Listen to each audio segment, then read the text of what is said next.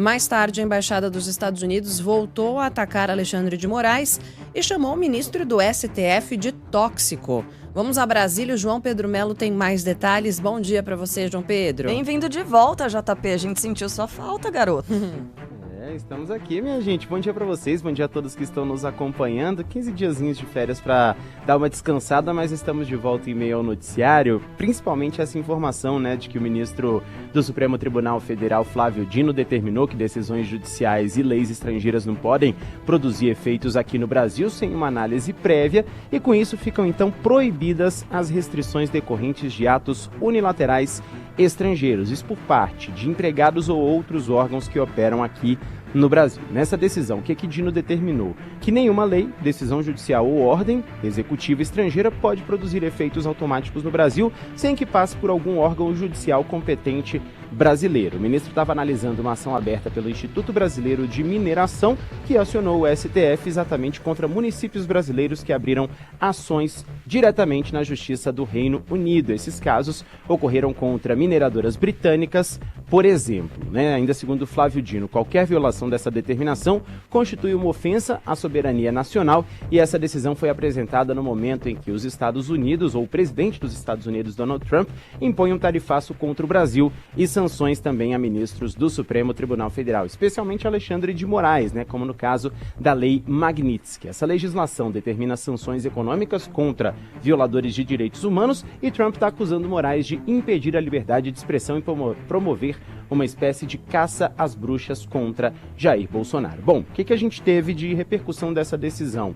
Ontem, alguns analistas disseram que essa decisão de Dino de fato ajuda o ministro Alexandre de Moraes, mas os bancos não ficam livres de sofrer uma possível punição dos Estados Unidos pela Lei Magnitsky. Com isso, segundo a análise também da Procuradoria-Geral da República, os bancos vão ter que escolher um caminho entre obedecer o que diz Dino ou sancionar Alexandre de Moraes, já que podem ser punidos caso não comprovem ali algum tipo de conta no exterior do ministro com dólares, ou seja, com valores em moeda americana. Aqui no Brasil não há risco, porque os bancos não precisam provar de fato para os Estados Unidos que o ministro guarda ou não guarda dinheiro americano nessas contas, nessas poupanças, Mas é claro, uma situação delicada e que vai depender aí de uma escolha de cada uma das instituições financeiras. Essa aplicação da Lei Magnitsky, que foi criada no governo Obama para punir terroristas e pessoas que atacam os direitos humanos. Então, esse foi, digamos, a boa intenção, se é que há uma boa intenção de uma lei que tem alcance global, cuja aplicação depende de um único país. Mas, digamos que a intenção tenha sido essa. Durante algum tempo, ela de fato foi usada para sancionar pessoas que atacavam de alguma maneira os direitos humanos, criminosos de guerra, terroristas, quem cometia crime contra o sistema financeiro, por isso a paralisação dos negócios com o sistema bancário. Ocorre que Donald Trump está usando essa lei por uma razão meramente política.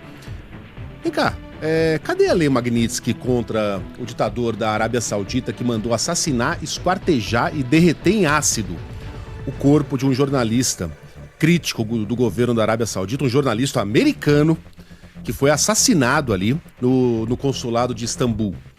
Cadê a Lei Magnitsky contra Netanyahu? Benjamin Netanyahu, que está promovendo um genocídio. Vem cá, esses caras estão agindo de acordo com a lei internacional e de acordo com aquilo que é belo e justo, segundo os Estados Unidos, mas o Alexandre de Moraes não. Esse sim, esse tá atacando os direitos humanos, esse é um carniceiro que precisa ser parado.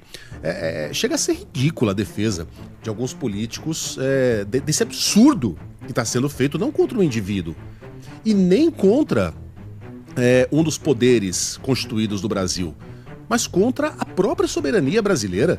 Isso é indefensável e vai ficar só o STF fazendo a defesa da soberania do país. Cadê o executivo? Cadê o Congresso?